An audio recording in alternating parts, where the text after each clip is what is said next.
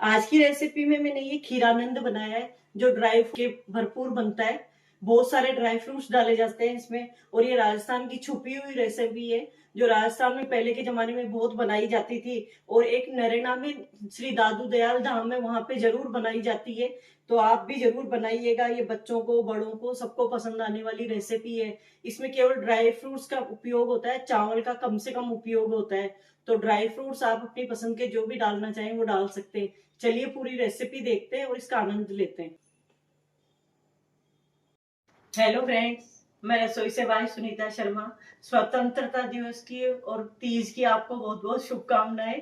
तो चलिए आज की रेसिपी शुरू करते हैं। तीज पे हमारे यहाँ खीर बनाई जाती है, तो मैं आज खीर नहीं बना के ये खीरानंद बनाती हूँ जो राजस्थान आया जाता है। दादू दयाल स्थान है एक नरेना में, उसमें जरूर बनाया जाता है और कई मेरे पापा के फ्रेंड्स के घर भी मैंने बहुत खाया है और हमारे यहाँ भी बनता था। तो इसमें चावल कम डलते हैं और ड्राई फ्रूट्स ज्यादा डलते हैं, इसलिए इसको खीरानंद बोला जाता है। तो मैंने 1.5 किलो दूध लिया है, तो ये एक मुट्ठी भर के मैंने चावल लिए। चावल को भिगो देते हैं ये इसमें पानी डाल के, और जितनी देर दूध गर्म होगा उतनी देर चावल भीग जाएंगे। तो इसको 2 से 3 पानी से धो लेंगे और फिर इसको भिगो देंगे। ये किशमिश को मैंने भिगो दिया है, ये काजू है, काजू को पानी डाल के भिगो देते हैं जितनी देर दूध गर्म होगा। ये बादाम है, बादाम को भिगो देते हैं। बस इन्हीं तीन ही चीज को भिगोने, 4 चीज को भिगोने की जरूरत पड़ेगी। चावल जरूर भीगते ही हैं, ये ड्राई फ्रूट्स भी इसमें भीगते हैं भिगो के ही। तो ये इनको भिगो दिया है और चलिए आगे का प्रोसीजर करते हैं। दूध को गर्म चढ़ाते हैं। ये भगोनी में पहले थोड़ा सा पानी डाल देंगे जिससे कि दूध चैटेगा नहीं। लगभग आधा कटोरी पानी का डाला है मैंने। बिना पानी डाले अगर दूध डाल देते हैं तो वो चैट जाती है और खीर भी चैट जाती है। अगर इसको दूध को काट के ये डाल देते हैं। मैंने सरस गोल्ड का दूध लिया है, जो जितना फेट का दूध लेंगे उतनी ही बढ़िया खीर बन के तैयार होगी। तो इसको खीर नहीं बोल के खीरानंद बोला जाता है क्योंकि ड्राई फ्रूट्स पड़ते हैं, चावल कम डलता है इसमें और खाने में बहुत स्वादिष्ट लगता है ये। तो एक बार जरूर ट्राई कीजिएगा। राजस्थान में अक्सर बनता रहता है, बड़े भंडारे होते हैं या वैसे होते हैं तो बनते ही रहते हैं ये चीजें। खीर नॉर्मल बनती रहती है लेकिन ड्राई खीरानंद है ये बहुत कम घरों में बनता है, बहुत त्योहारों पे बनता है, बहुत बढ़िया बनता है और सबको पसंद आने वाला है ये।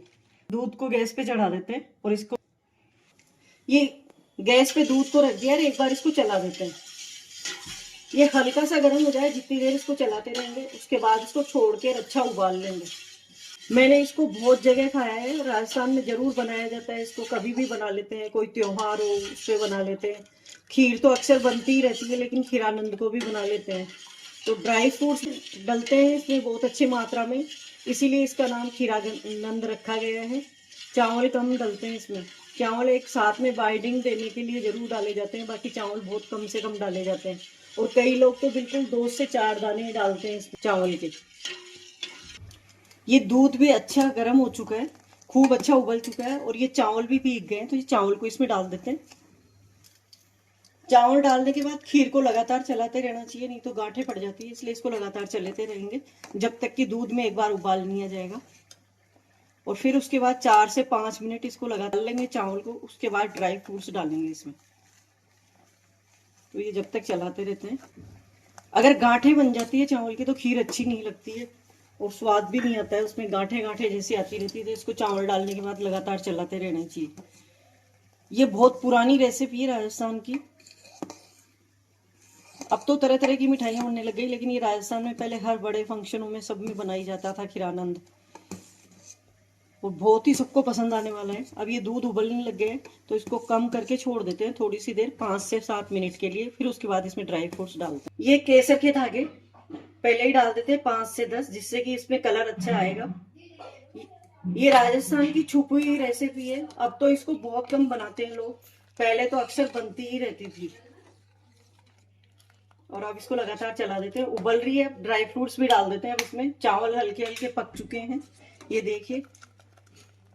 मैंने इसमें बासमती चावल डाले थे, तो ये देखिए इतने लंबे लंबे और पकने में आ गए। तो अब ड्राई फ्रूट्स को भी डाल देते हैं।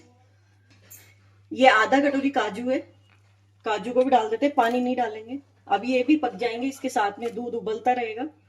जैसे जैसे क्रीमी और गाढ़ी खीर होगी वैसे वैसे ये भी पकते रहेंगे।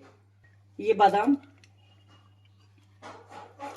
अब इनको पका लेते हैं थोड़ी देर, और किशमिश थोड़ी देर बाद में डालेंगे। जब शक्कर डालेंगे उसके बाद किशमिश डालेंगे, नहीं तो कई बार क्या होता है किशमिश ज्यादा खट्टी होती है तो खीर फट जाती है। तो इसलिए इनको उबाल लेते हैं 10 से 15 मिनट में, फिर उसके बाद में किशमिश और शक्कर डालेंगे।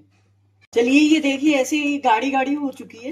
और अब इसमें ये मैंने जायफल घिस के लिया था और उसको डाल देते हैं। जायफल डाला जाता है इसमें खीर में, चाहे नॉर्मल खीर बनाओ या ड्राई फ्रूट्स वाली बनाओ, उसमें जायफल जरूर डालना चाहिए, जिससे कि खीर नुकसान नहीं करती है और बहुत अच्छा फ्लेवर आता है इसमें। अब इसको मिक्स कर देते हैं। और ये शक्कर जितना आपको मीठा खाना हो उस हिसाब से तो मैं ये शक्कर डाल देती हूँ। और अब इसको लगातार तेज गैस कर लेंगे और चलाते रहेंगे, जिससे कि शक्कर पैंदे में चैटे नहीं। लगातार चलाते रहेंगे। ये राजस्थान की छुपी हुई रेसिपी है, तो एक बार आप इसको जरूर ट्राई कीजिएगा, आपको बहुत पसंद आएगी। और कमेंट्स में मेरे को बताइएगा कि आपको कैसी लगी ये खीरानंद।